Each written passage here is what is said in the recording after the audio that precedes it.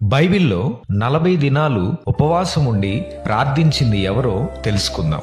మొదటిగా ప్రభువైన యేసుక్రీస్తు తన బహిరంగ పరిచర్యను ప్రారంభించే ముందు 40 రోజులు అరణ్యంలో ఉపవాసం ఉండి ప్రార్థించారు.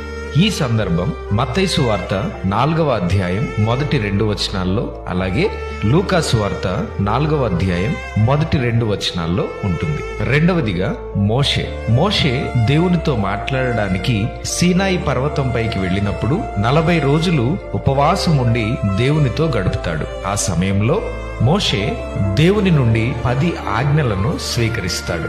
ఈ సందర్భం నిర్గమకాండం 34వ అధ్యాయం 28వ వచనంలో ఉంది. తరువాత మోషే ఇశ్రాయేలీలు దేవునికి వ్యతిరేకంగా చేసిన పాపాన్ని బట్టి మరో 40 రోజులు ఉపవాసం ఉండి దేవుని కనికరం కొరకు ప్రార్థించాడు. ఈ సందర్భం ద్వితీయోపదేశకాండము 9వ అధ్యాయం 9వ వచనంలోను మరియు 18వ వచనంలోను ఉంటుంది. మూడవదిగా ఏలియా ప్రవక్త కూడా 40 రోజులు ఉపవాసంతో ప్రయాణించి దేవుని పర్వతమైన హోరేబు చేరుకుంటాడు.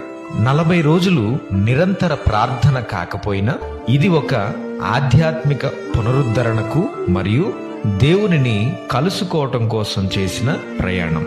ఈ సందర్భం మొదటి రాజుల గ్రంథం 19వ అధ్యాయం 8వ వచనంలో ఉంటుంది.